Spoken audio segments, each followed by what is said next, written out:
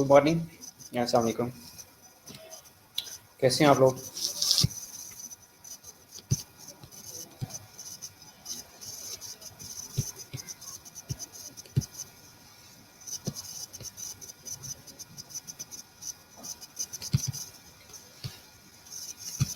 Well, today we are going to discuss about the muscular system. हमने last time skeletal system के बारे में थोड़ा सा डिस्कस किया था। वालेकुम सलाम बेटा, होप सो आप ठीक होंगी। तो आज हमने मसल्स के बारे में डिस्कस करना है। बाकी लोग कब तक ऑनलाइन हो जाएंगे? Any idea?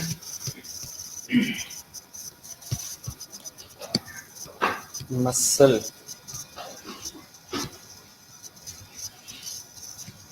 चलें जब तक ऑनलाइन होते हैं हम तब तक थोड़ा क्वेश्चन आंसर कर लेते हैं। आप ये बताएं कि जो मसल्स होते हैं इनका बॉडी में क्या काम हो सकता है, क्यों ज़रूरी है? ओके ओके बेटा अभी तो स्टार्ट ही नहीं लिया, कितना थोड़ा पढ़ाना है। ओके, क्वेश्चन वाज दैट कि मसल्स का ह्यूमन बॉडी के अंदर क्या रोल है? डू यू थिंक कि कोई रोल है या नहीं है? अगर है तो वो क्या हो सकता है? मूवमेंट, किस चीज़ की मूवमेंट करवाते हैं बेटा? चलें बात आप लोगों की मान लेते हैं कि मूवमेंट करवाते हैं, लेकिन ये बता दें कि मूवमेंट करवाते किस चीज़ की हैं?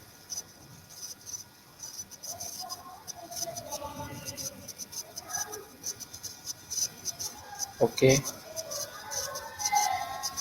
इसके अलावा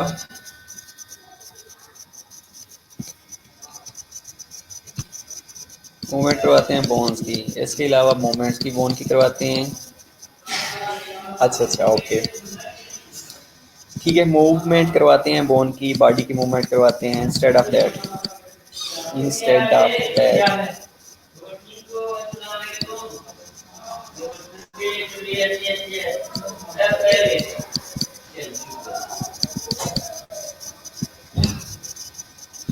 सपोर्ट बोन्स, वेरी गुड, ठीक है, बोन को सपोर्ट करते हैं। इसके अलावा बोलें बोलें, जल्दी करें और बाकी लोगों को टेक्स्ट करें कि जल्दी से ऑनलाइन हो जाएं प्लीज़।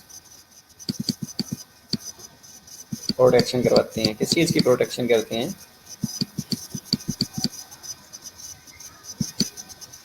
प्रोटेक्शन किस चीज़ की?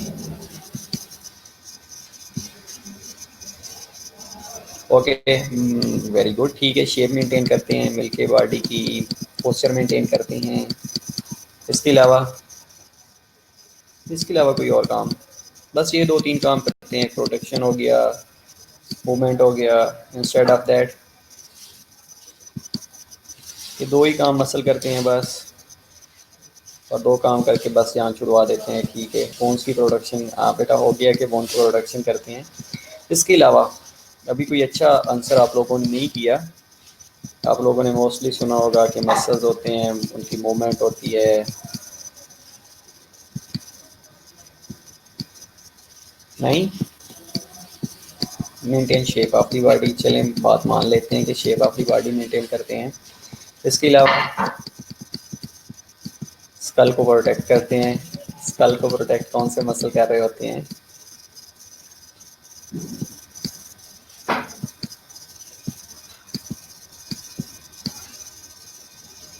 इसके अलावा इंटरनल ऑर्गन्स की मूवमेंट करवाते हैं। इंटरनल ऑर्गन कौन से, कैसे? ठीक है, इंटरनल ऑर्गन की मूवमेंट करवाते हैं, नो डाउट, लेकिन ये बता दें कि इंटरनल ऑर्गन कौन से होते हैं और उनकी मूवमेंट कैसे होती है?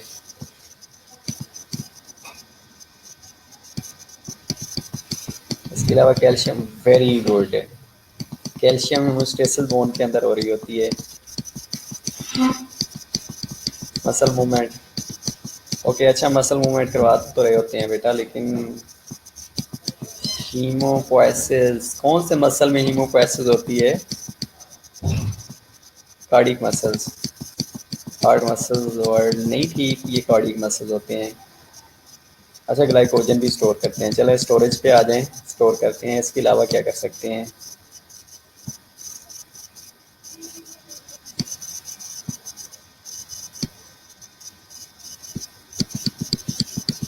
इसके अलावा हीमोपोएसिस क्या होती है? Haemopoiesis, what is haemopoiesis? Make body fame, okay. वालेकुम अस्सलाम, जज़ाकल्लाह बेटा, वेलकम। इसके अलावा बाकी लोगों ने ऑनलाइन नहीं होना, बस इतने लोग होंगे।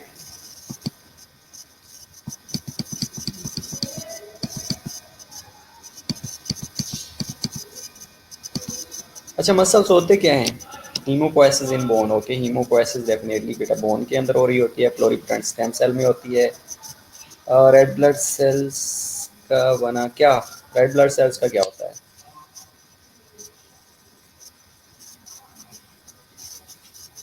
Red blood cell formation muscles में होती है। आपने कभी सुना है कि आरबीसीज मसल में बन रहे हैं? किसने बताया, कहाँ से पढ़ा है?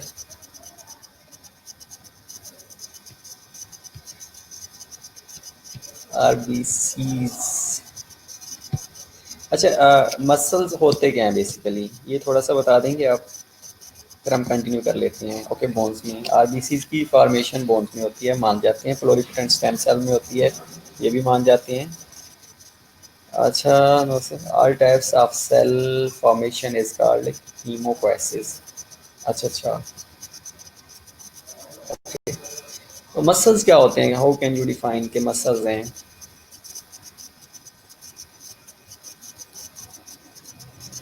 Energy storage in yellow bone marrow, okay. Bone marrow बेटा मसल तो नहीं है ना? Connective tissue, okay. What is connect, अच्छा ठीक है, आप लोग को बता देता हूँ कि बेसिकली जो मसल्स हैं ना, ये होते क्या हैं। अच्छा, मसल क्या होते हैं आपके, आपको क्या लगता है कि क्या होते हैं? बैंड और bundles of fibre tissue, good, very good. Basically these are specialised contractile cells, जिनको फाइबर्स भी कहा जाता है, इनको मसल कहा जाता है। तो वी कैन डिफाइन एज के specialised contractile cells are also known as fibres. Basically इनकी तीन टाइप्स होती हैं, जो कि हम वन बाय वन डिस्कस करेंगे। ओके, यस, फाइबर्स, ठीक है। मेनली थ्री टाइप्स के होते हैं, जिनके अंदर स्मूथ मसल्स होते हैं, बंडल्स को fibrous tissue, bundles of fibrous tissue, bundles of fibrous tissue we can define. और बेटा बुक में चैप्टर होगा जो मस्कुलोस्केलेटल सिस्टम है, उसमें ही है, मसल्स के बारे में मेंशन होगा। अच्छा, बेसिकली ये थ्री टाइप्स के होते हैं। One is smooth muscles, another one is cardiac muscle and third one is skeletal muscle. लेकिन इनके अंदर डिफरेंशिएशन होती है। Also help in movement of food, we are, yes exactly, very good. Okay, कि ये डाइजेस्टिव सिस्टम में, peristalsis में भी हेल्प आउट कर रहे होते हैं डेफिनेटली। जितने भी सफिंटर्स होते हैं ना, वो सारे मसल से बने होते हैं। हमेशा ये याद रखिएगा कि मोस्टली जो सफिंटर्स होते हैं ना, चाहे वो पेरिस्टाल्टिक मूवमेंट को कंट्रोल कर रहे होते हैं, चाहे कोई भी ओपनिंग को कंट्रोल कर रहे होते हैं, तो डेफिनेटली वो मसल्स ही के ही बने होते हैं। वेरी गुड, ठीक है। अच्छा, इसके अलावा हम ये डिस्कस कर रहे थे कि इनके अंदर डिफरेंशिएशन होती है, और ये जो डिफरेंशिएशन होती है ना, ये तीन तरह से हम इनको डिफरेंशिएट कर सकते हैं। पहली जो चीज़ है कि इनके स्ट्रक्चर्स क्या है, दूसरी चीज़ ये है कि इनकी लोकेशन क्या है, एंड थर्ड वन इनका फंक्शन क्या है। ये तीन बेस के ऊपर हम मसल्स की जो है डिफरेंशिएशन कर सकते हैं। तो ये कार्डिक मसल्स हैं, ये स्मूथ मसल्स हैं, और थर्ड वन ये स्केलेटल मसल्स हैं। अगर इनकी हमने डिफरेंशिएशन करनी है, तो हमें ये पता होना चाहिए कि इसकी स्ट्रक्चर्स, लोकेशंस और फंक्शंस क्या हैं। अब दूसरी इंपॉर्टेंट बात यह है कि जो कि स्मूथ और कार्डिक मसल्स होते हैं, these are not under voluntary control. याद रखिएगा कि स्मूथ और cardiac muscles under voluntary control नहीं होते। ओके, और जो स्केलेटल मसल्स होते हैं वो voluntary control, that are under voluntary control, और उनकी जो अटैचमेंट होती है वो उनके साथ भी अटेंडेंस होती है।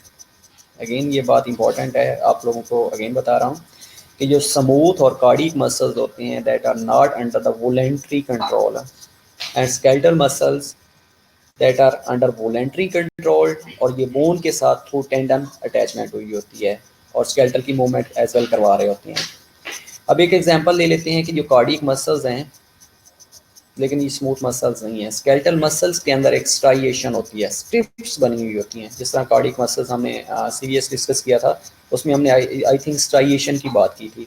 अब ये जो स्ट्राइएशन होती है ये कार्डिक मसल्स के अंदर थी, और इनके अंदर ना बैंड होते हैं, पैटर्न्स होते हैं, जो कि माइक्रोस्कोप के अंदर देखे जा सकते हैं। और लेकिन हम इसको डिटेल में देख लेंगे कि क्या क्या ऐसी कंडीशंस हो सकती हैं, वो बैंड्स क्या हो सकती हैं, वो स्ट्राइएशन क्या है। ओके, तो हम इसके अलावा हमने डिफरेंट टर्मिनोलॉजीज़ भी आज हमने डिस्कस करनी है। इसके अलावा इनका जो डिफरेंस है, स्केलेटल मसल्स क्या होते हैं, कार्डिक मसल्स क्या होते हैं, स्मूथ मसल्स क्या होते हैं। ओके, ये भी हम डिस्कस कर लेते हैं कि जो स्केलेटल मसल्स होते हैं ये वॉलंटरी कंट्रोल में कैसे होते हैं। स्केलेटल मसल, पहले तो ये चीज़ है कि ये स्केलेटल मसल होते कौन से हैं। अच्छा चलें, एक और बात ऐड कर लीजिएगा, इसके अंदर जो स्केलेटल मसल्स होते हैं ना, इनकी जो मूवमेंट होती है कोऑर्डिनेटेड होती है, एक दूसरे के साथ कोऑर्डिनेट करके चल रहे होते हैं। बेसिकली ये सिलेंड्रिकल शेप होते हैं, parallel to one and other होते हैं, और इनके अंदर डिस्टिंक्टिव बैंड अपीयरेंस होना शुरू हो जाती है, जिसके अंदर अल्टरनेट डार्क और लाइट स्ट्रिप्स बन रही होती हैं। और आपने एक्टिन और मायोसिन के बारे में सुना होगा, जी लाइंस के बारे में भी हम डिस्कस करेंगे, इनके अंदर की जी लाइन कैसे बन रही होती है। और इनके जो ऊपर लेयर्स होती हैं, जो कि सार्कोलीमा है, सार्कोप्लाज्म है, जो इसके बारे में भी हम डिस्कस करेंगे। और एक्टिन और मायोसिन और मायोग्लोबिन के बारे में भी डिस्कस करेंगे इंशाल्लाह। ओके, तो स्लाइड्स को देख लेते हैं। ये एक थोड़ा सा ओवरव्यू था जो कि आप लोगों ने बता दिया है कि मसल क्या होते हैं, मूवमेंट क्या होती है। तो let's move towards the lectures. अगर आप ये देखिए तो ये सारे मसल्स हैं, इनको हमने वन बाय वन डिस्कस करना है, जिसमें हेड के हैं, हेड और नेक के हैं, शोल्डर के हैं, ऐसे कैविटी के हैं, पेल्विक रिटल के हैं, लोअर लिम्ब के हैं, अपर लिम्ब के हैं। तो दीज आर द मसल्स जो कि एक कोऑर्डिनेटेड मूवमेंट करवा रहे होते हैं। जिस तरह आप लोग पहले बता रहे थे कि पोस्चर ऑफ द बॉडी को मेंटेन कर रहे होते हैं, डेफिनेटली यस। अच्छा, okay, so muscles, muscular system, muscles are specialised contractile cells, जिनको फाइबर्स कहा जाता है। ये जो डेफिनेशंस हैं ये आपकी जो पोक्रोसन विल्सन है वहाँ से ली गई है। ये स्पेशलाइज्ड कंट्रैक्टाइल सेल्स होते हैं जिनको फाइबर्स भी कहा जाता है। ओके, स्लो पढ़ा रहा हूँ, no problem. Basically these are three types of tissue होती हैं, one is smooth, other is cardiac and third one is skeletal muscles.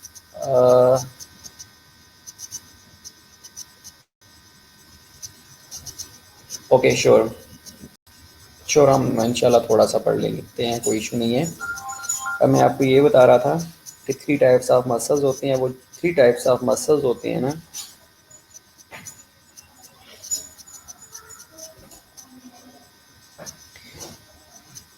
उनके अंदर स्मूथ मसल्स होते हैं, कार्डिक मसल्स होते हैं,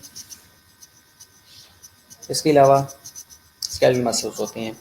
अब अगर इनके अंदर हमने डिफ्रेंशिएशन करनी है, इनको डिफ्रेंशिएट करना है, मैं ऑलरेडी आप लोगों को बता चुका हूँ कि इनकी लोकेशन की बेस पे, इनके स्ट्रक्चर्स की बेस पे और इनके फिजियोलॉजिकल फंक्शन की बेस पे हम इनको डिफ्रेंशिएट कर सकते हैं। और ये जो डिफ्रेंशिएशन है ये भी हम स्लाइड्स में देख लेंगे कि इनके अंदर क्या क्या डिफ्रेंशिएशन हो सकता है। लाइक स्ट्रक्चर्स इनकी क्या हो सकती है, इनकी लोकेशन या साइट ऑफ ओरिजिन क्या है, इसके अलावा फिजियोलॉजिकल फंक्शंस क्या हैं।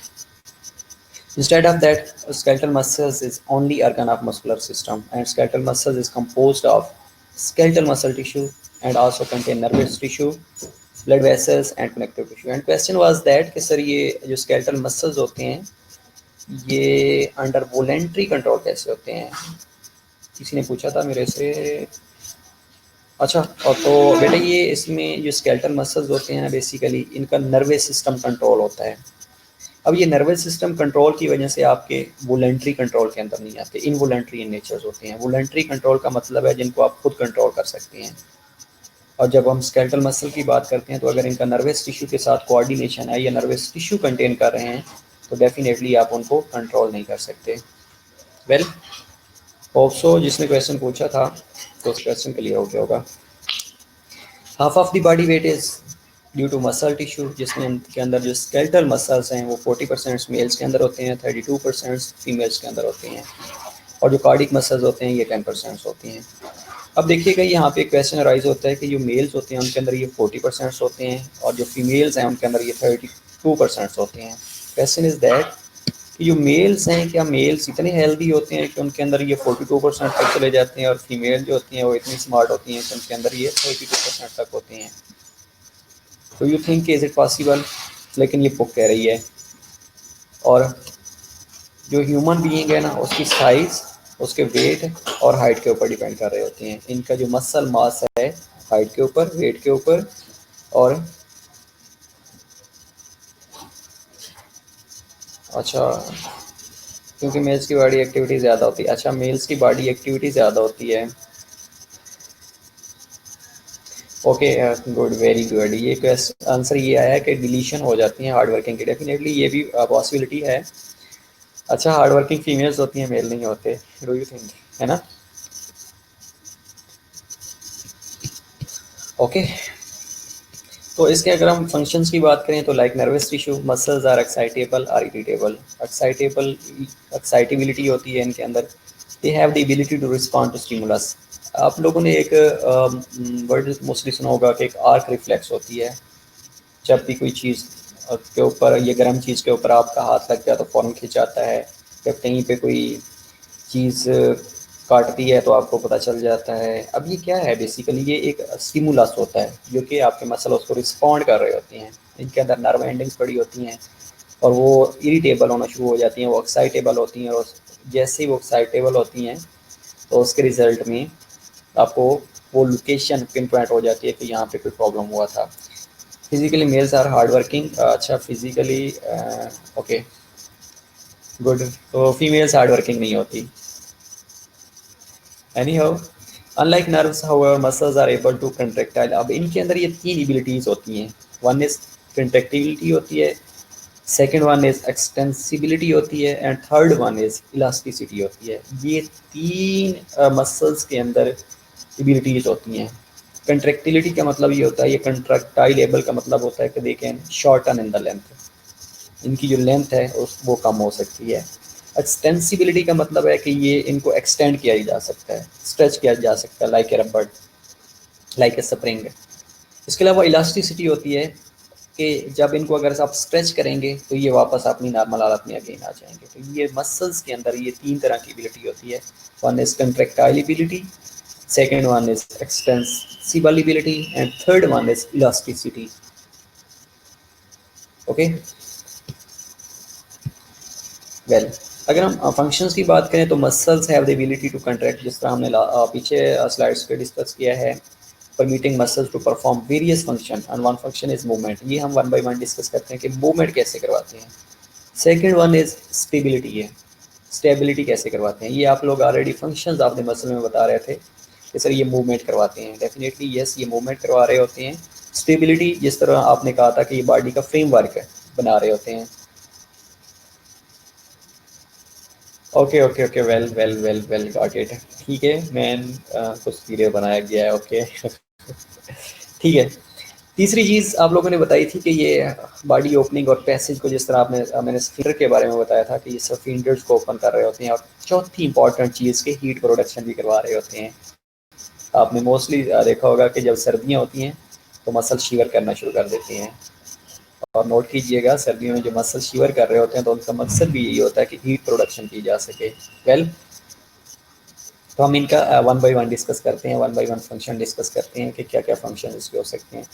First one was movement, second was one stability, third control of body opening and passages, specially sphincters की हम बात करेंगे, and fourth one is heat production. Okay, functions of the muscle, जिसमें हमने पहला कहा था कि ये मूवमेंट करते हैं, मूवमेंट करवाते हैं। अब ये देखिएगा कि ये मूवमेंट कैसे करवाते हैं। पहला फंक्शन था मूवमेंट का, तो skeletal muscles attach to bones by the tendons. इनकी जो अटैचमेंट होती है bone to by the tendons होना शुरू हो जाती है, और crosses joints so that they contract and bones they attach to move. जैसे ही इनकी अटैचमेंट होती है तो जो बोन्स हैं उनके अंदर ये मूवमेंट लेके आ रहे होते हैं। लाइक बोन्स हैं तो इनके अंदर स्ट्रेचेबिलिटी होती है, इनके अंदर एक्सटेंसिबिलिटी होती है, इनके अंदर एक्साइटेबिलिटी होती है। तो ये 3 एबिलिटीज़ होती हैं जो मसल्स के अंदर कंसिस्टेंटली अल्लाह ताला ने रखती हैं। दूसरा, अगर हम स्केलेटल मसल की बात की थी, तो स्केलेटल मसल की जो मूवमेंट होती है क्या करते हैं कि attach to bones by the tendon से अटैचमेंट हुई होती है। अगर हम स्मूथ मसल की बात करें तो आर्गन वाल्व के ऊपर प्रेजेंट होती हैं। जिस तरह आप कह रहे थे कि आर्गन्स की मूवमेंट करवा रहे होते हैं, आप लोगों ने ही बताया था डेफिनेटली यस। तो ऑर्गन्स के वॉल्स के ऊपर पड़े होते हैं और कंट्रैक्शन जैसे ही इनके अंदर होती है तो ऑर्गन की मूवमेंट होना शुरू हो जाती है। ये जो कंटेंट होता है उसकी मूवमेंट होना शुरू हो जाती है। लाइक अगर हम if we talk about the stomach muscles की अगर हम बात करें तो जब उनके अंदर जो कंटेंट पड़ा होता है, जो आप खाना ले रहे होते हैं, जब स्टमक के अंदर प्रेजेंट होता है, जब स्टमक के अंदर पेरिस्टाल्टिक मूवमेंट होती है तो वो खाना पाइलोरिक स्फिंक्टर से डाउनवर्ड इंटेस्टाइन की तरफ मूव कर जाता है।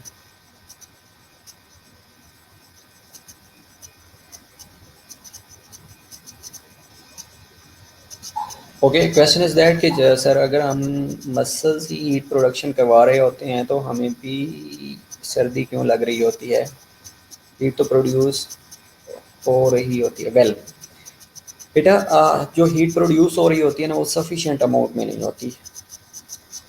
आपकी जो बॉडी है ना वो कंपनसेट कर रही होती है थ्रू कंपनसेटरी मैकेनिज्म्स कि बॉडी जो है वो हाइपोथर्मिया में ना चली जाए। अब हाइपोथर्मिया क्या है कि वो बॉडी का टेम्परेचर जो कि नॉर्मल 37 डिग्री सेंटीग्रेड है, अगर उससे बिलो जाएगा तो that condition is known as hypothermia. तो बेसिकली बॉडी क्या करती है कि जो नॉर्मल बॉडी का टेम्परेचर है उसको मेंटेन करने के लिए शिवरिंग स्टार्ट करवा देती है। लेकिन अगर इन्वायरमेंट के अंदर कूलनेस है तो आपके जो मसल्स हैं वो डिटेक्ट कर रहे होते हैं। ओके, डिटेक्ट कर रहे होते हैं। तो ये जो नर्व एंडिंग्स होती हैं, ये जो मस स्मॉल कैपिलरी बेड पड़े होते हैं एज वेल एज जो वीन्स पड़ी होती हैं उनके अंदर कंस्ट्रिक्शन होना शुरू हो जाती है, ब्लड सप्लाई वहाँ तक कम आना शुरू हो जाती है। और मोस्टली आप लोगों ने देखा होगा कि जब सर्दियाँ होती हैं तो जो मसल्स होते हैं वो साइनोज होना शुरू हो जाती हैं, और नोज टिप हो गई, ईयर लोब हो गया, फिंगर टिप्स हो गई। ये साइनोसिस का मकसद भी यही होता है कि वहाँ तक जो ब्लड सप्लाई है वो कम होना शुरू हो जाती है, ताकि जो हीट वहाँ से लॉस होनी होती है इन्वायरमेंटल लो टेम्परेचर की वजह से उसको कंजर्व किया जा सके। और जब गर्मी होती हैं तो डिफरेंट प्रोसेस के थ्रू जो हीट है वो लॉस हो रही होती है, जिसमें इवेपोरेशन है, कंडक्शन है, कन्वेक्शन है, रेडिएशन है। ठीक है, तो ये सर्टेन प्रोसेस होते हैं जिसके थ्रू हीट लॉस हो रही होती है।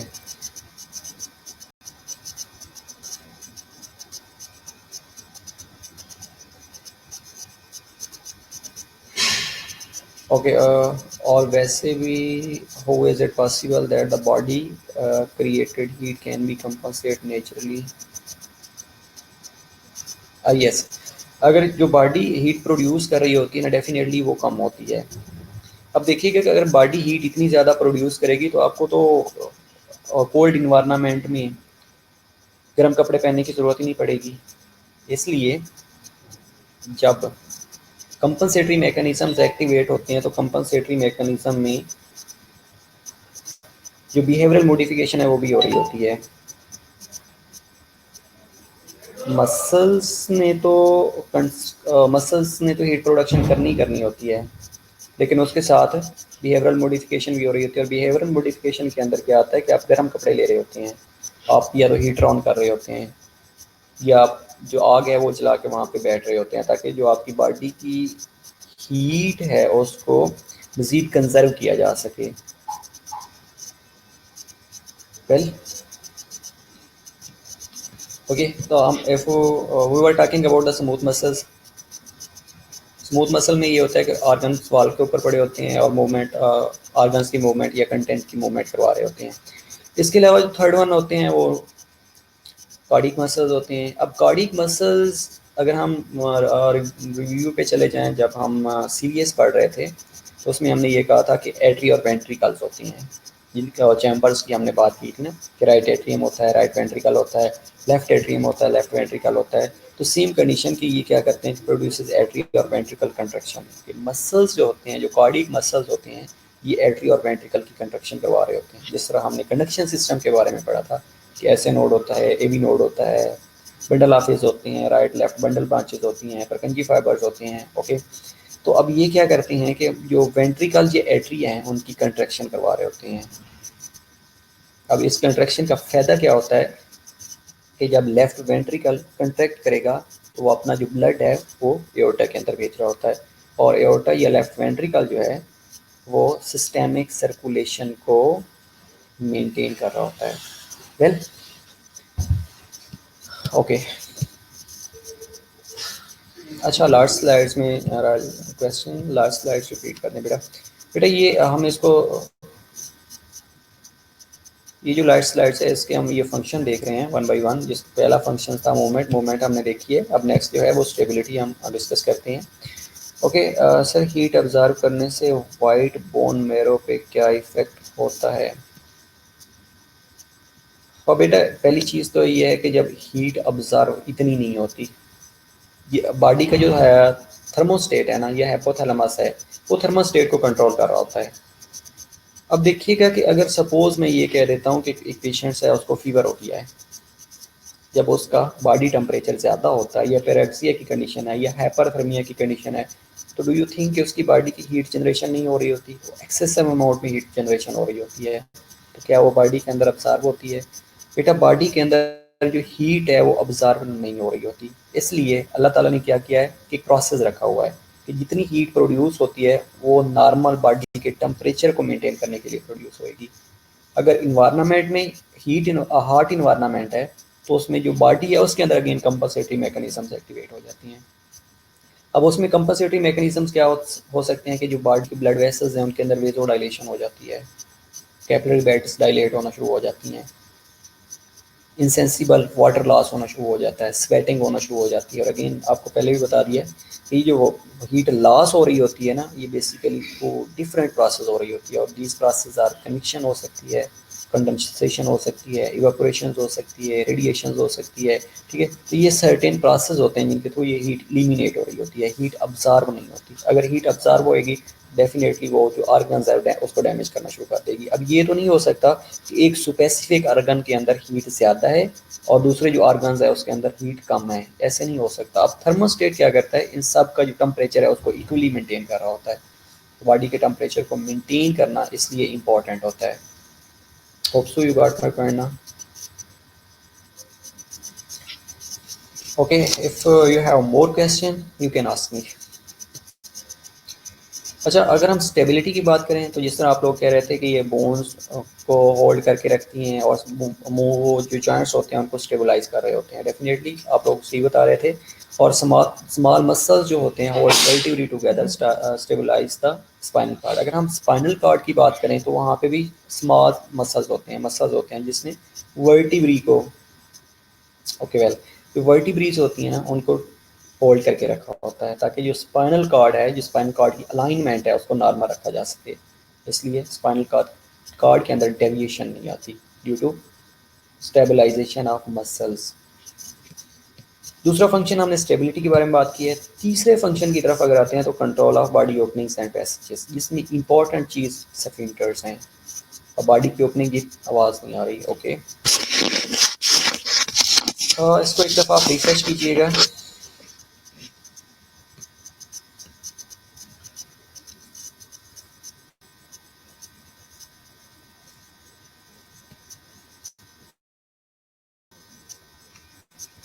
लेट मी नो, अब आवाज़ आ रही है?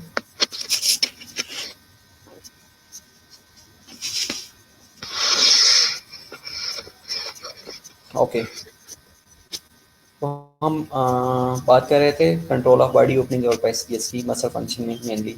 इसमें हम बात कर रहे थे स्फिंक्टर्स की। अब ये जो वेव लाइक स्ट्रक्चर होती हैं ये स्पेशली मसल बना रहे होते हैं। इसके अलावा control movement of substances in and out of the passage. Okay good. इसकी एग्जांपल यूरिथ्रल स्फिंक्टर प्रिवेंट्स और अलाउज द यूरिनेशन। अगर आप यूरिथ्रल स्फिंक्टर की बात करें, एक्सटर्नल स्फिंक्टर की अगर हम बात करें तो that is under your control. आप यूरन है उसको होल्ड करके रख सकते हैं। अगर हम इंटरनल स्फिंक्टर की बात करें तो इंटरनल स्फिंक्टर हमारे कंट्रोल में नहीं है। Same condition with the pyloric sphincter, same condition with the cardiac sphincter, same condition with the cardiac muscles. जो इनवॉलेंट्री इन नेचर्स होती हैं उनको आप कंट्रोल नहीं कर सकते। आपने खाना खाया है, खाने ने स्टमक के अंदर स्टे किया है, आप जो पाइलोरिक स्फिंक्टर है उसको कंट्रोल नहीं खुद कर सकते कि उसने कितनी देर के बाद ओपन होता है, वो इनवॉलंटरी है। जब उस जो रिफ्लेक्स ट्रिगर करेगी तो ऑटोमेटिकली ओपन हो जाएगा। Same cardiac sphincters, these are reflex triggered sphincters। जब उनको रिफ्लेक्स एक्टिवेट करेगी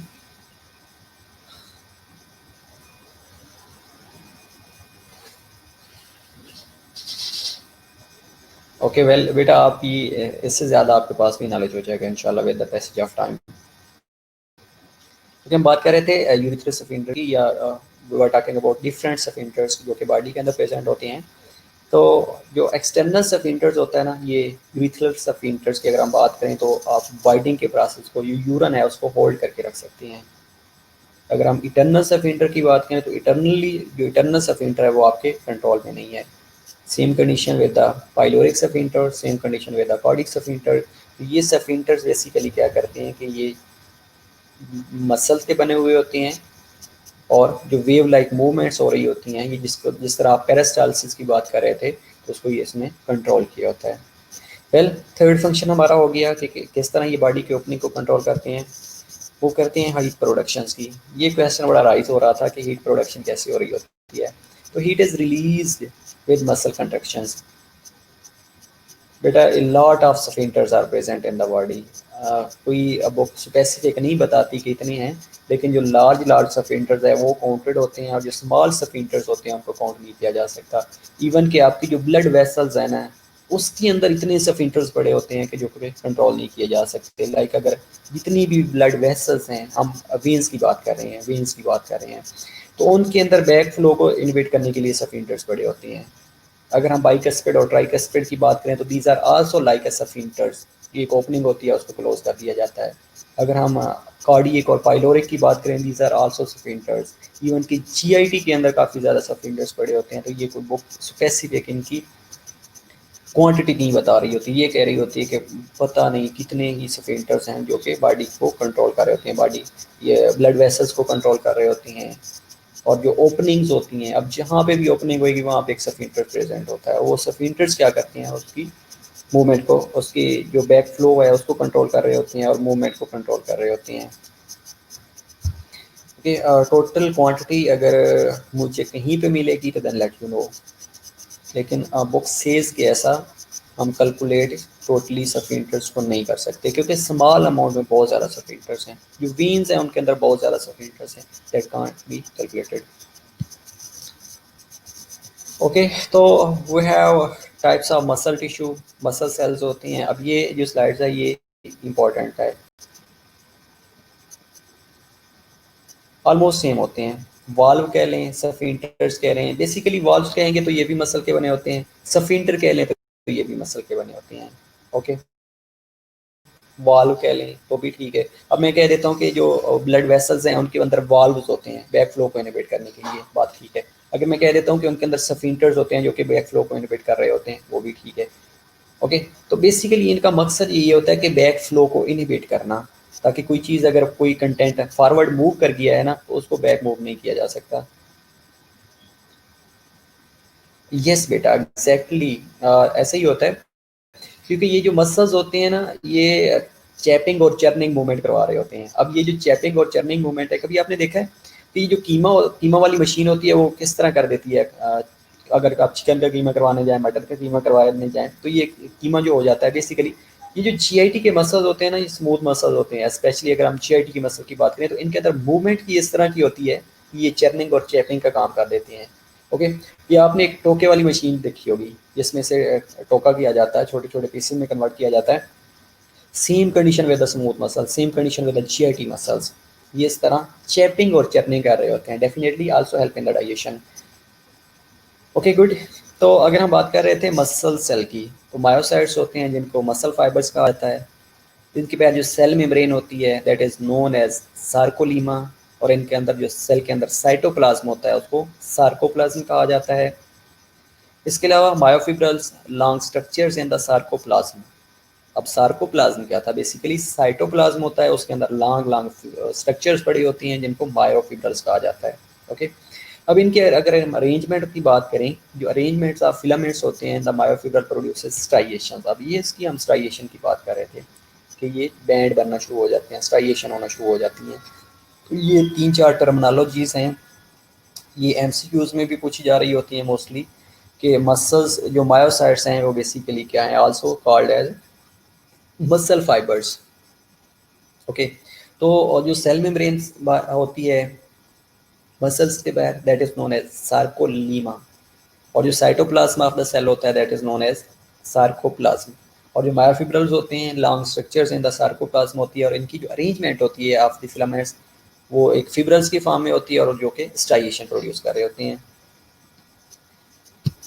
वेल ये एक स्ट्रक्चर्स हैं। अगर हम 3 टाइप्स ऑफ मसल टिश्यू देखेंगे तो पहली जो है ये हमें स्केलेटल मसल की स्ट्रक्चर शो कर रही होती हैं।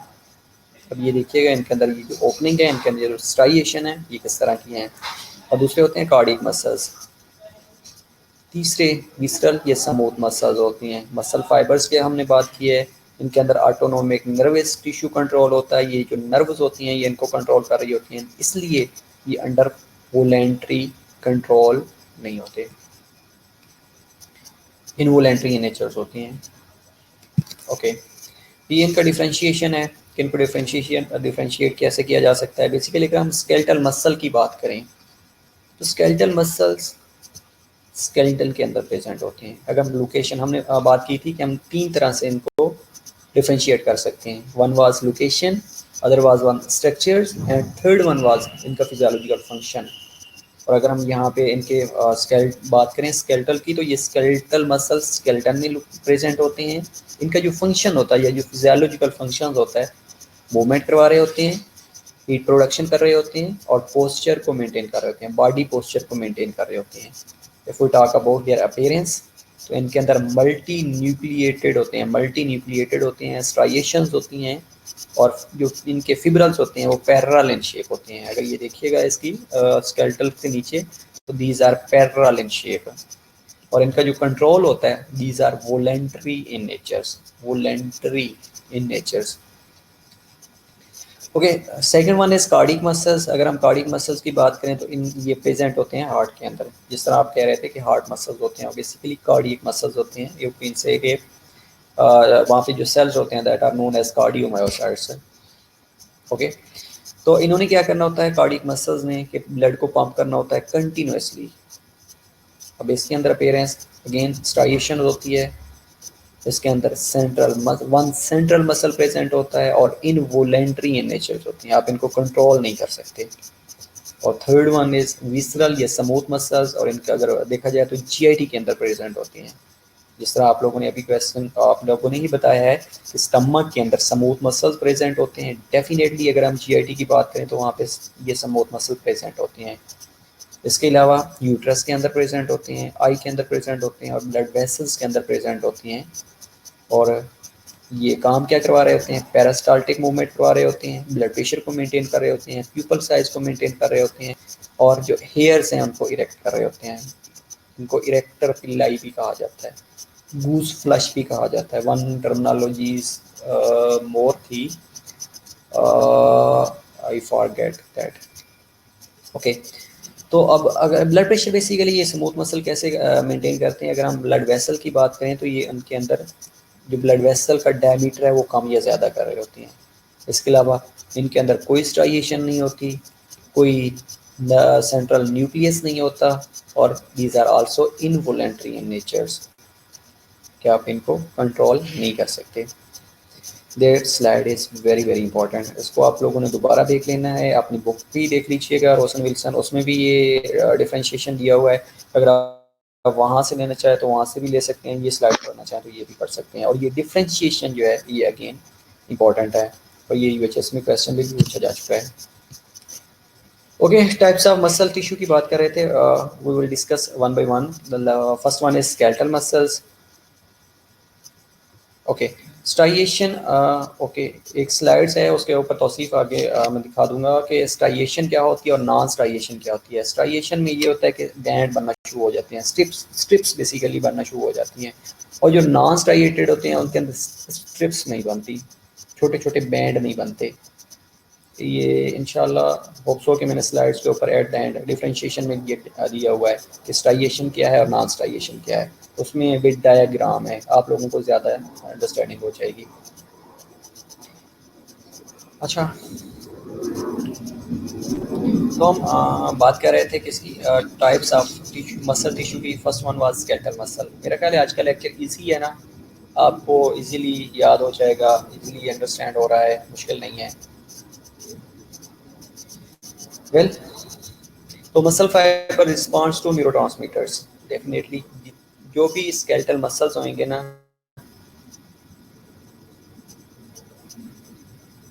यस, जो स्ट्राइएशंस होती हैं उसमें स्ट्रिप्स बनना शुरू हो जाती हैं।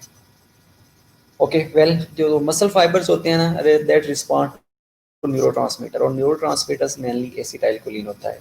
अब ये क्या करता है, ये मसल को कंट्रैक्ट करवा रहा होता है, कंस्ट्रक्शन हो रही होती है।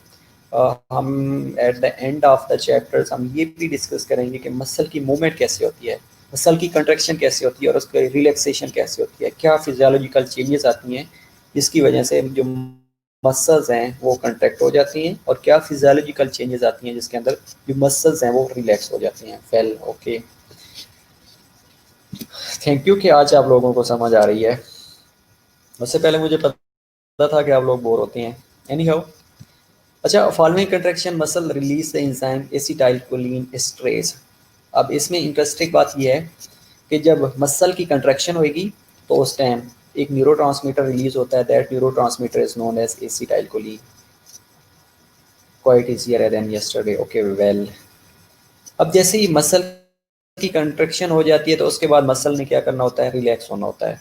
अब रिलैक्सेशन के लिए उस इंजाइम को डिग्रेड करना होता है। ये जो एसिटाइलकोलिन रिलीज हुआ था ना, इसकी डिग्रेडेशन करनी होती है, इसको ब्रेक डाउन करना होता है। उसके लिए एक इंजाइम रिलीज होता है, that is known as acetylcholine esterase.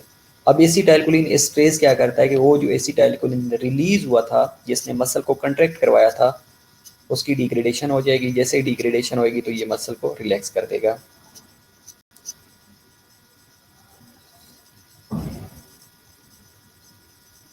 Okay, well, बहुत सी चीज़ें पहले पढ़ी हुई हैं इसलिए आप लोगों को इजी लग रहा है डेफिनेटली।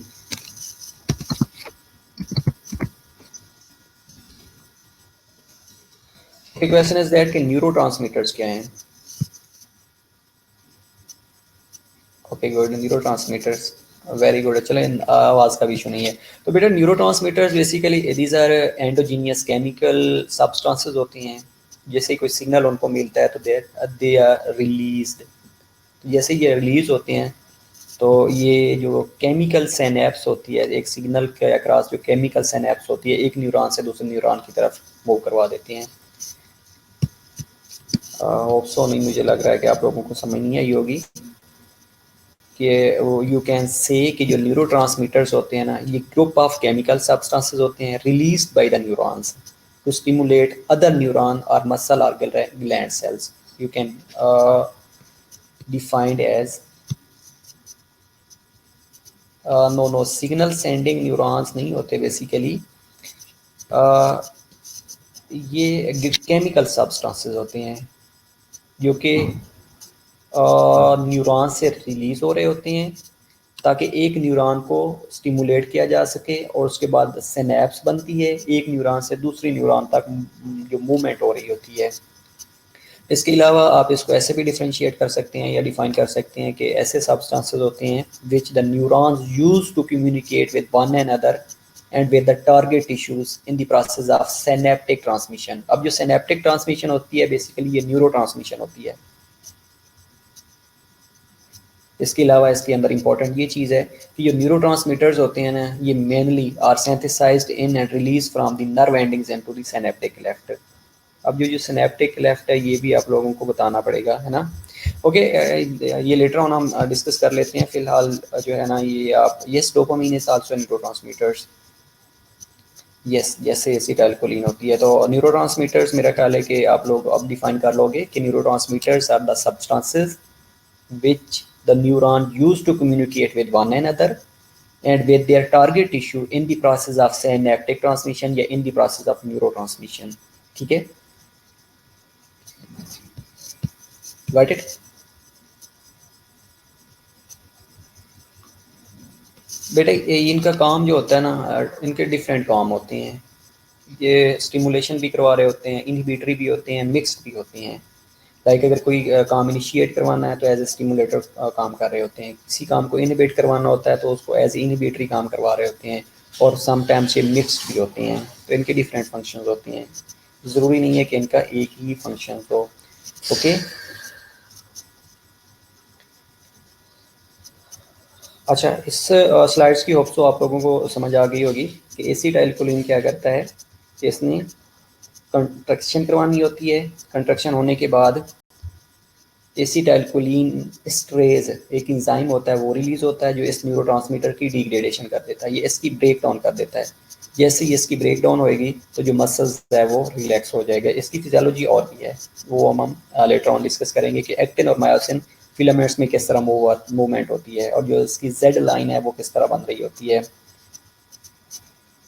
टारगेट टिश्यू के बाद बेटा ये न्यूरोट्रांसमिशन टारगेट टिश्यू तक जैसे ही पहुंचेंगे तो वहाँ पे सिनेप्टिक क्लेफ्ट पड़ा होता है। अब जो सिनेप्टिक क्लेफ्ट होता है, ये सिनेप्टिक नोब होता है ना, वहाँ पे ये वेसिकल्स की फॉर्म में स्टोर होती हैं। ये बेटा और आप और इसकी तरफ लेके जाएंगे मुझे। तो ये सिनेप्टिक क्लेफ्ट से बेसिकली रिलीज हो रहे होते हैं। जैसे रिलीज होते हैं तो ये न्यूरो मस्कुलर जंक्शन के अंदर रिलीज होते हैं, वहाँ से ये परी सिनेप्टिक से पोस्ट सिनेप्टिक में ट्रांसमिशन होती है। उसके बाद या तो इनकी रीअपटेक हो जाती है या इनकी डिग्रेडेशन हो जाती है। रीअपटेक का ये मतलब है कि ये अगेन वेजिकल की फॉर्म में, वेजिकल में ही स्टोर हो जाते हैं सिनेप्टिक नोड के अंदर। या इनकी डिग्रेडेशन का मतलब ये है कि सर्टेन इंजाइम्स रिलीज होते हैं जो इसको डिग्रेड कर देती हैं।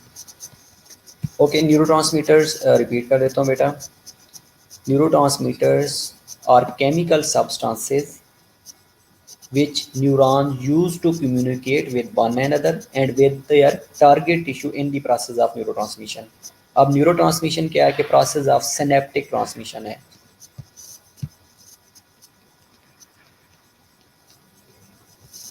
रिलैक्सेशन के बाद बेटा ये रिलैक्सेशन के बाद न्यूरोट्रांसमीटर्स आई थिंक सो कि रिलीज़ नहीं होते। ये कैल्शियम का इन्फ्लक्स हो रहा होता है, बेसिकली एटीपीज का इन्फ्लक्स हो रहा होता है। उसके अलावा सोडियम पोटाशियम एटीपीएस पंप पड़े होते हैं जो इसको कंट्रोल कर रहे होती हैं। ओके, ये स्लाइड्स रिपीट कर देता हूँ, नो प्रॉब्लम। तो जब रिलैक्सेशन हो जाती है ना तो उसके बाद जो इनिबिटरी न्यूरॉन्स, इनिबिटरी न्यूरोट्रांसमीटर्स हैं वो एक्टिवेट हो जाती हैं कि अगेन अगर कंट्रक्शन करवानी है तो कंट्रक्टिलिटी के लिए जो स्टिमुलेटरी न्यूरॉन्स हैं, सॉरी जो स्टिमुलेटरी न्यूरोट्रांसमीटर्स हैं वो रिलीज होती हैं। और जैसे ही कंट्रक्शन हो जाती है तो उसके बाद इनहिबिटरी या डिग्रेडेटरी न्यूरोट्रांसमीटर्स रिलीज होते हैं। यस, जब भी मसल की कंट्रक्शन होएगी तो एसिटाइलकोलिन न्यूरोट्रांसमीटर्स है जो कि मसल की कंट्रक्शन करवा रहा होता है। Within seconds, milliseconds में ये रिलीज होके मसल की कंट्रक्शन करवाता है, और उसके बाद एसिटाइलकोलिन एस्ट्रेज रिलीज होकर उसकी डिग्रेडेशन करवा देता है ताकि उसकी रिलैक्सेशन करवा दी जाए। और बेटा ये सिनेप्टिक क्लेफ्ट यस एक होल की तरह डेफिनेटली होता है, लेकिन एक नोब बना होता है जिसके अंदर जो न्यूरोट्रांसमीटर्स हैं वो स्टोर पड़े होते हैं।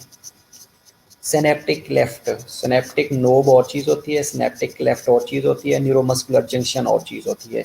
अब न्यूरोमस्कुलर जो जंक्शंस होती हैं ना उसके अंदर सिनेप्टिक नोब पड़ी होती हैं, और वहाँ से जो सिनेप्स होती हैं, जैसे ही एक न्यूरॉन एक्टिव होएगा तो वो सिनेप्स क्रिएट करेगा, और सिनेप्स के बाद वो मैसेज न्यूरोमस्कुलर जंक्शन तक आता है। वहाँ पे न्यूरोट्रांसमीटर रिलीज होते हैं। न्यूरोट्रांसमीटर रिलीज होने के बाद वो जो पीछे वाला मैसेज था उसको परी से पोस्ट गैंग्लियनिक में ट्रांसमिट कर देते हैं, और जो पोस्ट गैंग्लियनिक है वो आगे मैसेज को कन्वे कर देता है। यानी वो ये हम CNS में कर लेंगे, डोंट वरी, आप लोगों को कंसेप्ट क्लियर हो जाएगा। ओके, ये स्लाइड्स बस करके उसके बाद आपको ब्रेक देता हूँ। तो हम बात कर रहे थे मसल्स की, जिसमें हमने ये कहा था कि ये जो एसिटाइलकोलिन होता है ये न्यूरोट्रांसमीटर होता है। ये तब रिलीज होएगा जब मसल ने कंट्रैक्ट करना है, और जैसे ही मसल रिलैक्स करेगा तो एसिटाइलकोलिन एस्ट्रेज ऑलरेडी रिलीज हो चुका होता है। वो एसिटाइलकोलिन एस्ट्रेज क्या करता है कि वो जो सेक्रेटेड एसिटाइलकोलिन होती है उसको डिग्रेड कर देता है।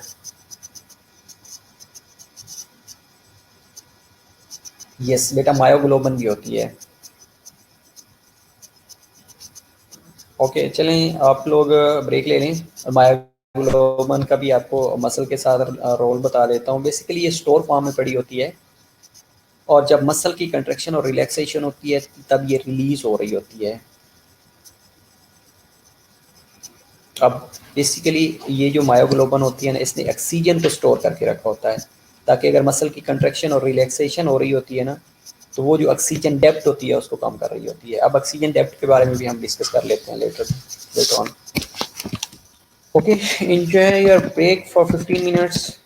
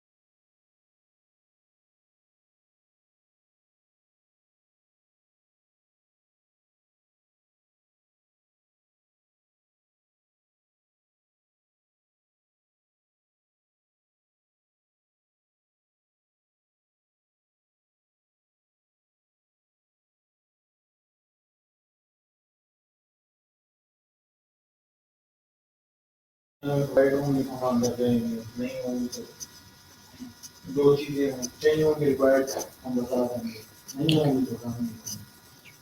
Okay, welcome back again.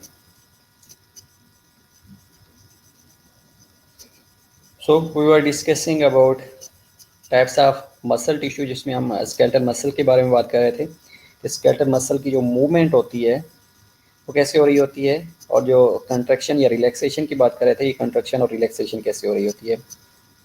तो एक न्यूरोट्रांसमीटर को हमने डिफाइन किया था। क्या डिफाइन किया था, याद है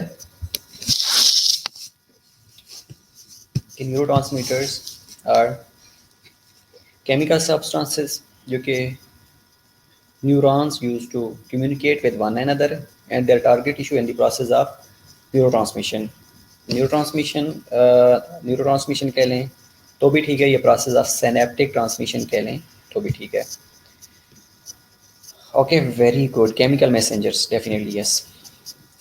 फॉलोइंग कंट्रैक्शन, उसके बाद एसिटाइलकोलिन एस्टरेज एंजाइम रिलीज होता है जो कि एसिटाइलकोलिन को डिग्रेड कर देता है। Okay, types of muscle tissue, other is smooth muscles. Smooth muscles, इससे पहले हमने स्केलेटल मसल के बारे में डिस्कस किया है, और सेकंड इज स्मूथ मसल्स। अब स्मूथ मसल्स की बात करें तो इनके अंदर मल्टी यूनिट स्मूथ मसल्स होते हैं। Like examples, in the iris of the eye की बात करें या walls of the blood vessels करें बात करें तो multi unit smooth muscles are present, जो कि स्फिंक्टर्स बना रहे होते हैं, जो कि वॉल्व्स बना रहे होते हैं, जो कि बैक फ्लो को इनहिबिट कर रहे होते हैं। ब्लड वेसल्स की बात कर रहा हूँ मैं। और respond to neurotransmitters and hormones, और हार्मोन्स और न्यूरोट्रांसमीटर्स को रिस्पॉन्ड कर रहे होते हैं। अब यहाँ पे एक वर्ड यूज हुआ है, hormones. What is hormone? These are also chemical messengers. So what is difference between hormone and neurotransmitters?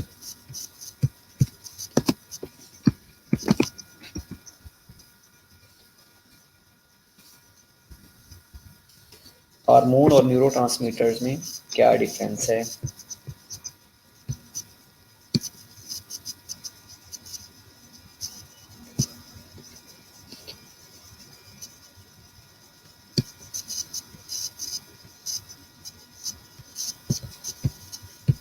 No idea.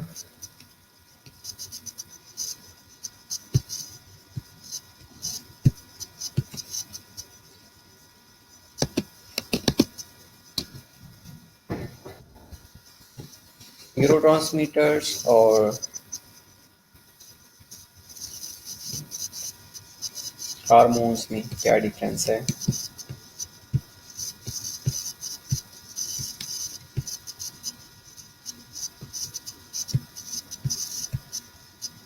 Any guess?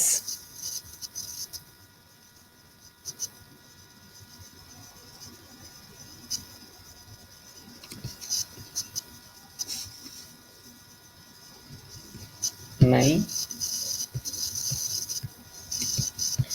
चलें, थोड़ा सा मैं आप लोगों को बता देता हूँ। हार्मोन्स बेसिकली केमिकल्स होते हैं release from the endocrine. Yes, exactly, travel करते हैं। ओके,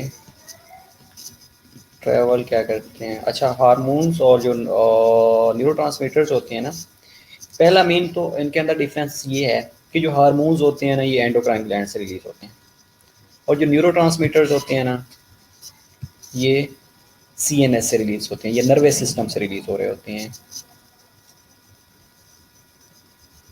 अच्छा, और दूसरी अगर हम बात करें इनकी ट्रांसमिशन की, तो जितने भी हार्मोन्स हैं ना, चाहे वो एंडोक्राइन है इन नेचर हैं, चाहे वो एक्सोक्राइन है, चाहे वो इक्राइन है, चाहे वो पैराक्राइन है, तो इनकी जो ट्रांसमिशन होती है ना, वो थ्रू ब्लड हो रही होती है।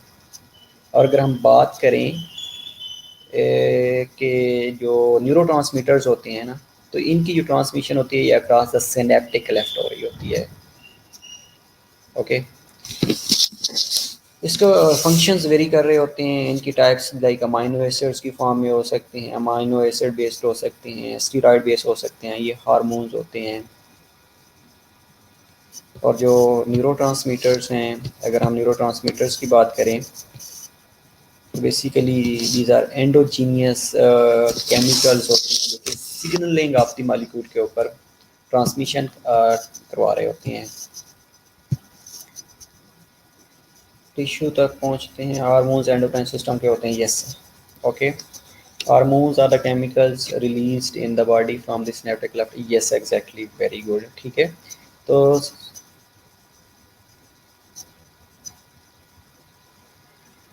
Yes exactly, like anterior pituitary से भी रिलीज़ हो रहे होते हैं, पोस्टीरियर से भी रिलीज़ हो रहे होते हैं। ग्रोथ हार्मोन है, ACTH है, पोस्टीरियर से ADH है, ऑक्सीटोसन है। तो ये पोस्टीरियर से मेनली दो ही हार्मोन रिलीज़ हो रहे होते हैं। तो ये जो ग्लैंड से रिलीज सेक्रेशंस आ रही होती हैं, these are also chemical in nature, so उनको हार्मोन्स कहा जाता है, ओके। तो दूसरी जो चीज़ है, वेस्टल स्मूथ मसल्स होते हैं, दी walls of the hollow organs की वॉल्स में प्रेजेंट होते हैं। ये भी अगेन न्यूरोट्रांसमीटर्स को रिलीज कर रहे होते हैं और stimulate each other to contract so that the muscle fibre contract and relax together, ठीक है। तो ये क्या करते हैं कि जो विसरल स्मूथ मसल्स होते हैं, ये बेसिकली पेरिस्टाल्टिक मूवमेंट को मैक्सिमाइज कर रहे होते हैं, पेरिस्टाल्टिक मूवमेंट को हेल्प आउट कर रहे होती हैं। ये जो मसल्स हैं उन्होंने कंट्रैक्ट और रिलैक्स करना है कि एक रिदमिक मूवमेंट को कंफर्म कर रहे होते हैं, रिदमिक मूवमेंट को मेंटेन कर रहे होती हैं विस्टल smooth muscles. Well,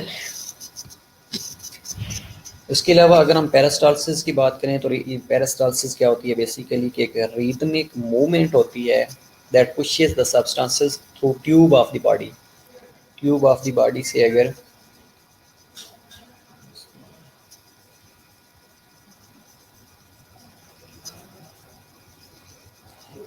neurotransmitters like from the smooth muscle contractions, जिसमें एसिटाइलकोलिन है, नॉरेपिनेफ्रिन है, और will cause or inhibit contraction depending on the smooth muscles type. ये स्मूथ मसल की टाइप के ऊपर डिपेंड कर रहा होता है कि कहाँ पे कंट्रैक्शन करवानी है, कहाँ पे रिलैक्सेशन करवानी है। तो ये जो पेरिस्टाल्टिक मूवमेंट होती है, इसमें ये रिदमिक कंट्रैक्शन हो रही होती है कि एक जगह पे कंट्रैक्शन होगी, अगली जगह पे रिलैक्सेशन, अगली जगह पे कंट्रैक्शन, अगली जगह पे रिलैक्सेशन। तो ये जो कंट्रैक्शन और रिलैक्सेशन की एबिलिटी है, that is known as rhythmic contraction and known as peristalsis. Play the role in every system of the body while neurotransmitter layer of muscle contractions। Muscle contraction में भी neurotransmitter role play कर रहे होते हैं, लेकिन इसके अलावा जो ईक्राइन या पैराक्राइन हार्मोन्स होते हैं वो भी रोल प्ले कर रहे होते हैं, लाइक वो लोकली रिलीज होके वो भी मसल की कंट्रैक्शन और रिलैक्सेशन में हेल्प आउट कर रहे होते हैं, ओके। एट सम एक्सटेंट आप सही कह रही हैं। अच्छा, इसके अलावा कार्डिक मसल्स होते हैं। कार्डिक मसल टिश्यू की अगर हम बात करें तो इसके अंदर इंटरकलेटेड डिस्क होती हैं। अगर आप CVS के रिव्यू पे चले जाएं तो हमने ये कहा था कि ये ग्रुप ऑफ सेल्स होती हैं जिनके अंदर इंटरकलेटेड डिस्क पड़ी होती हैं। अब ये जो इंटरकलेटेड डिस्क होती हैं, ये जो ट्रांसमिशंस होती है उसको हेल्प आउट करती हैं, उसमें हेल्प कर रही होती हैं कि जल्दी से जल्दी इंटरकलेटेड डिस्क से जो आगे मैसेज है वो कन्वे होना शुरू हो जाता है। ये connected group of cardiac muscles होते हैं, allow the fibres in the group to contract and relax together definitely, और allow her to work as a pump, syncytium के तौर पे ये काम करवा रहे होते हैं। इसके अलावा इसके अंदर सेल्फ एक्साइटेबिलिटी होती है। इनको कोई नर्व स्टिमुलेशन की ज़रूरत नहीं होती, लेकिन अगर हम हार्ट की बात करें तो उसके ऊपर जो उसकी कंट्रैक्शन और रिलैक्सेशन हो रही होती है, पहली चीज़ तो ये है कि उसका एक अपना सिस्टम है, that system is known as conduction system. आप लोगों ने ऑलरेडी पढ़ा होगा कि कंडक्शन सिस्टम जो होता है उसके अंदर SA नोड आता है, AV नोड आता है, बंडल ऑफ फेज आती हैं, राइट और लेफ्ट बंडल ब्रांचेज आती हैं और परकंजी फाइबर्स आती हैं। अब जो SA नोड है वहाँ से इलेक्ट्रिकल इम्पल्सेस जनरेट हो रही होती हैं। जैसे ही वो जनरेट होती हैं तो ये आगे फॉरवर्ड होके at the end Purkinje fibre तक पहुँचती हैं और जो कार्डिक मसल्स हैं उनकी कंट्रैक्शन हो रही होती है, कंट्रैक्शन और रिलैक्सेशन हो रही होती है थ्रू ए कंडक्शन सिस्टम। इसके अलावा अगर हम बात करें CNS की या ऑटोनोमिक नर्वस सिस्टम की, तो only 20% heart is controlled by autonomic nervous system, जिसमें जो एपिनेफ्रिन और नॉरएपिनेफ्रिन रिलीज होती हैं, ये सिंपैथेटिक डिवीजन जो है वो हार्ट रेट को बढ़ा रही होती है और जो पैरासिम्पैथेटिक डिवीजन है वो हार्ट रेट को कम कर रही होती है। तो ये only 20% heart is controlled by autonomic nervous system, okay. तो सेल्फ एक्साइटेबिलिटी होती है, ये सेल्फ एक्साइटिंग होते हैं, डज नॉट रिक्वायर्ड और need nerve stimulation to contract, instead of that nerve speed up और स्लो डाउन कंट्रक्शन। इसके अलावा न्यूरोट्रांसमीटर्स इसमें एसिटाइलकोलिन होता है जो कि हार्ट रेट को स्लो कर रहा होता है, और नॉर एपिनेफ्रिन रिलीज हो रहा होता है जो कि स्पीड अप हार्ट रेट को बढ़ा रहा होता है। मोस्टली आप लोगों ने सुना होगा कि एक टैकीकार्डिया होता है और एक ब्रेडिकार्डिया होता है। टैकीकार्डिया में ये होता है कि heart rate more than 100 beats per minute, और ब्रेडिकार्डिया इज दैट कि when the heart rate is below 60 beat per minute is known as bradycardia. Well, इसके अलावा production of energy for the muscles, ये हम बात कर रहे थे कि प्रोडक्शन ऑफ एनर्जी क्या होती है। इसमें एडीपी होती है, एडिनोसिन ट्राइफॉस्फेट, ये chemical type of chemical energy needs for sustained और रिपीटेड मसल कंट्रक्शन। अब अगर एटीपी रिलीज नहीं होगी तो मसल की कंट्रक्शन और रिलैक्सेशन तो होगी, लेकिन मसल्स के अंदर फटीग होना शुरू हो जाएगी। Muscle cell must have 3 ways to store और मेक एटीपी, और 3 तरीके होते हैं जिसके थ्रू ये एटीपी बन रही होती है। पहला जो पाथवे होता है वो क्रिएटिनिन फॉस्फेट होता है, जो इसमें रैपिड प्रोडक्शन ऑफ एनर्जी हो रही होती है। दूसरा एरोबिक रेस्पिरेशन होती है, एरोबिक रेस्पिरेशन में ये होता है कि बॉडी स्टोर्स ऑफ ग्लूकोज। और तीसरा लैक्टिक एसिड प्रोडक्शन होती है जिसमें small amount of ATP produce हो रही होती है, लेकिन ये यूटिलाइज होना शुरू हो जाती है। अगर ये स्टोर पड़ी होती है तो जब रिपीटेडली मसल्स के अंदर कंट्रक्शन होना शुरू हो जाती है तो that aerobic respiration will be converted into anaerobic respiration, और उसके रिजल्ट में पायरुविक एसिड अकमुलेट होता है। पायरुविक एसिड और tachycardia mean heart rate more than 100 beats per minute होता है। Yes, tachycardia heart rate more than 100 beat per minute. Okay, lactic acid accumulation होती है, ये लैक्टिक एसिड प्रोडक्शन होती है, तो लैक्टिक एसिड जो है ये फटीग काज कर रहा होता है। ओके, क्या रिपीट करना है बेटा?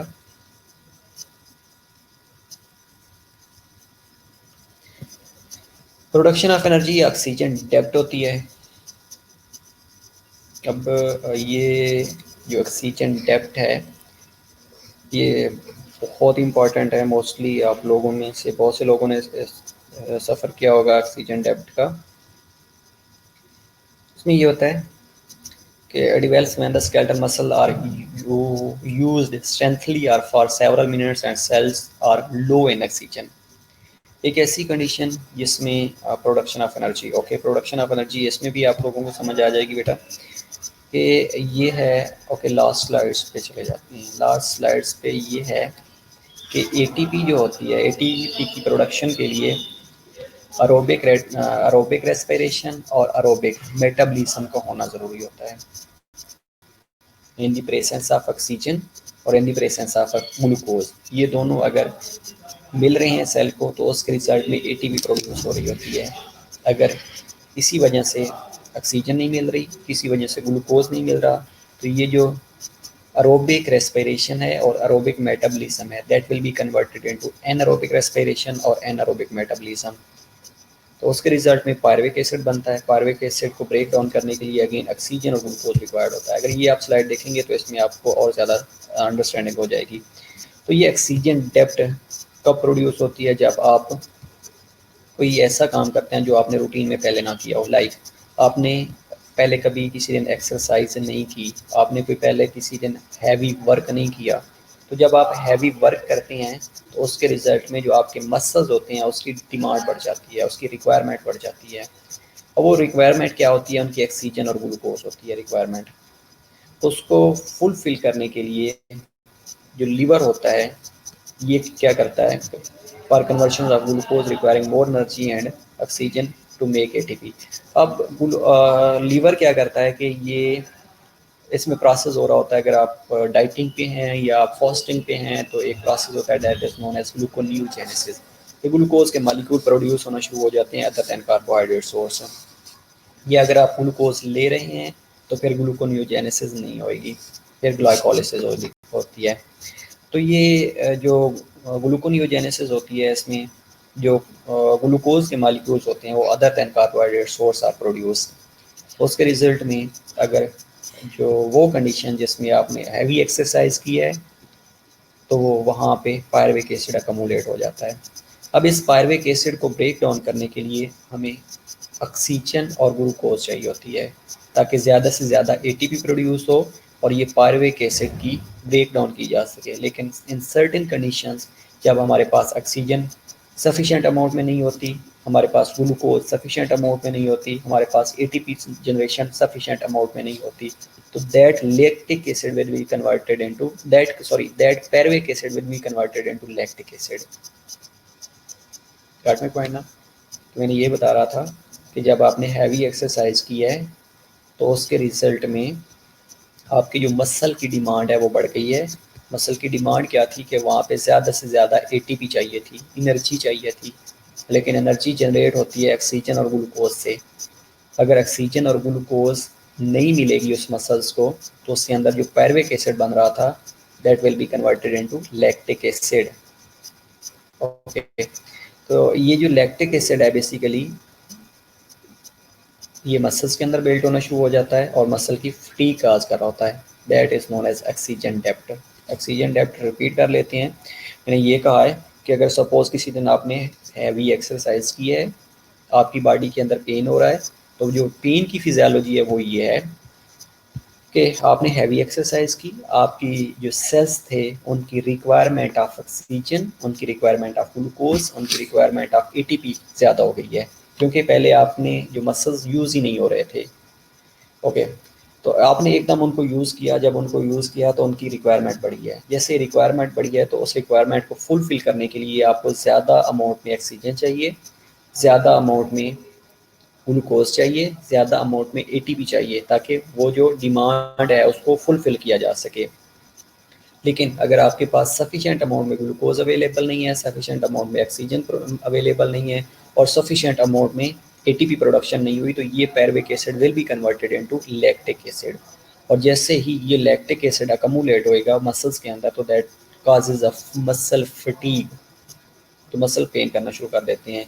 तो जब ये ऑक्सीजन, ग्लूकोज और एटीपी कम प्रोड्यूस हो रही होती है या रिक्वायरमेंट के मुताबिक प्रोड्यूस नहीं हो रही होती तो that is known as oxygen डेप्ट। Hope so clear.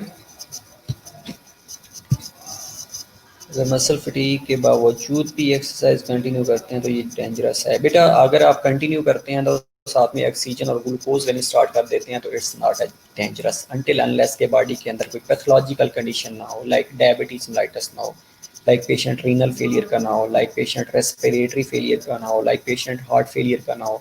अगर ऐसी कोई कंडीशन नहीं है तो आप उसको कंटिन्यू कर सकते हैं और ये fatigue will be resolve with the passage of time, क्योंकि आपकी जो मसल्स हैं उनकी रिक्वायरमेंट बढ़ती जाएगी।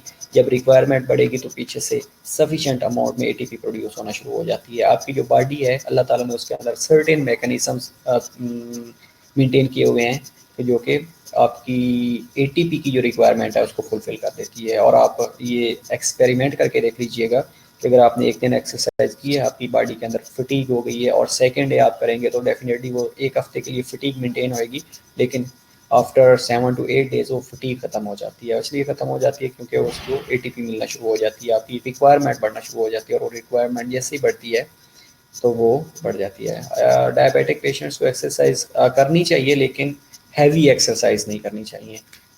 अब आप पूछेंगे कि हैवी एक्सरसाइज क्यों नहीं करनी चाहिए, तो डेफिनेटली वो पेशेंट्स जो कि डायबिटिक्स होते हैं उनके अंदर ग्लूकोज का लेवल ज़्यादा होता है लेकिन जो सेल है उसके अंदर ग्लूकोज नहीं जा रही होती। जब सेल के अंदर ग्लूकोज नहीं जाएगी तो सेल के अंदर हाइपोग्लाइसीमिया की कंडीशन क्रिएट हो जाती है और वो जो हाइपोग्लाइसीमिया है वो सेल के लिए डेंजरस होता है, तो सेल की इंजरी काज कर सकता है, सेल की डेथ काज कर सकता है, इसलिए उनको हैवी एक्सरसाइज से मना किया जाता है। Well, production of energy muscle fatigue जिसमें हमने ये डिस्कस किया है, condition in which the muscles have lost its ability to contract, जिसमें अकमुलेशन ऑफ लैक्टिक एसिड हो सकता है, तो लैक्टिक एसिड अकमुलेशन होएगी। इसके अलावा interruption of blood supply to the muscle, जिसको हमने पहले कहा था कि इस्कीमिया हो जाता है या हाइपोक्सिया हो जाता है तो उस वजह से भी मसल फटीग होना शुरू हो जाती है। ऐसी कंडीशन जिसमें चाहे वो हाइपोक्सिया हो रहा है चाहे लैक्टिक एसिड अकमुलेट हो रहा है तो तब भी मसल फटीग होना शुरू हो जाएगी। या motor neuron loses ability to release acetylcholine onto the muscle fibre, या ऐसी कंडीशन जिसके अंदर जो एसिटाइलकोलिन जिसने मसल को कंट्रैक्ट करवाना था और एसिटाइलकोलिन एस्ट्रेज जिसने एसिटाइलकोलिन की डिग्रेडेशन करवा के मसल को रिलैक्स करवाना था, वो मोटर न्यूरॉन अपनी एबिलिटी लॉस कर चुका है। Yes, exactly. Walking is the best way of exercise for the diabetic patients. Exactly. लेकिन ब्रिस्क वॉकिंग भी उनको मना किया जाता है कि आपने ब्रिस्क वॉक भी नहीं करनी.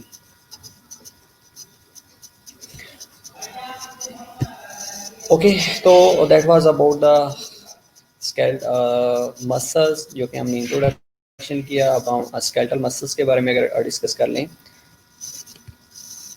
तो it will be quite enough. Skeletal muscle, एक मिनट में देख लूँ कि आज हम क्या क्या कर सकते हैं.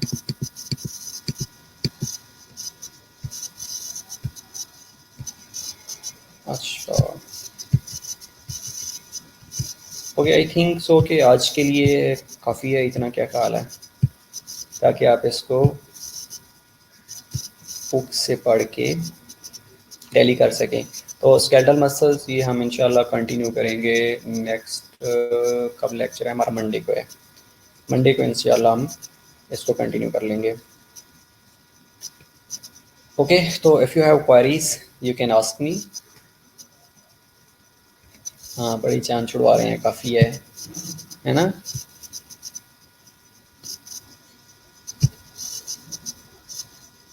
ठीक है, जो आज हमने पढ़ा है उसको थोड़ा सा रिव्यू ले लेते हैं, थोड़ा सा डिस्कस कर लेते हैं कि आज हमने क्या क्या पढ़ा है. और कुछ चीज़ें आपको ऐड करवा देता हूँ मैं कि क्या हो सकता है.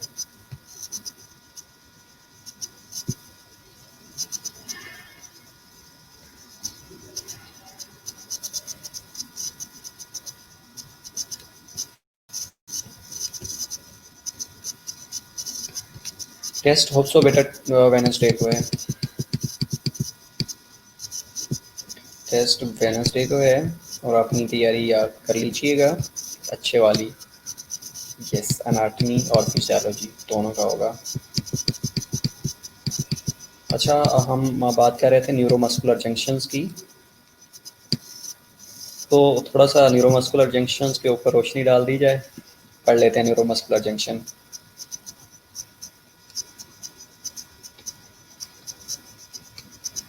क्या ख्याल है? मेरा सिलेबस इतना पढ़ा है वो उसमें से ही होगा टेस्ट, लेकिन जो अभी पढ़ रहे हैं वो इंक्लूडेड नहीं होगा. ये मसल्स बेशक एक्सक्लूड कर लीजिएगा. बाकी जितना हमने पढ़ा है लाइक ब्लड है, CVS है, लिम्फेटिक सिस्टम है, उसके अलावा आई का है, एयर का है, तो ये सारे हम इसमें इंक्लूड करेंगे. ओके, चलें. मसल फटीग दोबारा एक दफ़ा रिपीट कर लें. मसल फटीग में ये था कि जो मसल्स होते हैं ना, इनको ऑक्सीजन और glucose as a fuel required होती है. और आसान करके आपको बताता हूँ. ओके, टेस्ट के बारे में यही है कि टेस्ट MCQs होंगे और SCQs होंगे और सिलेबस वही होगा जो हमने पढ़ा है. ठीक है,